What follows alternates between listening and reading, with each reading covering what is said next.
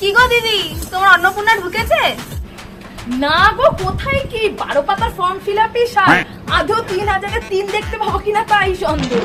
তাই না তাই, খুব তো বলেছিল অন্নপূর্ণা দেওরাকে নাকি 2 মাস লক্ষ্মীর ভান্ডার দেবে, কই কিছুই তো ঢোকেনি। ব্যাংকের বই আপডেট করতে গিয়ে দেখি 11 টাকা ছিল, 11 টাকাই রয়েছে। সবই সমান গো, এখন নাকি বলছে 5 জুলাইয়ের পর থেকে নাকি টাকা দেবে, দেখা যাক কি হয়। আমার তো এই বিষয়ে কোনো আশাই নেই, আমি আশাই রাখি। সত্যি গো, এই জন্যই বলে অল্পতেই সন্তুষ্ট থাকা ভালো, বেশি লোভ করা ভালো না। তা তোমার বর কি বলছে?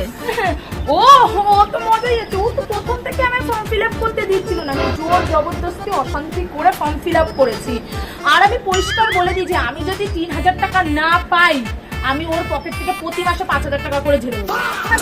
হ্যাঁ গো, আমিও তাই বলেছি, অন্নপূর্ণা না পেলে অন্তত প্রতি মাসে আমাকে 2000 টাকা করে দিতেই হবে।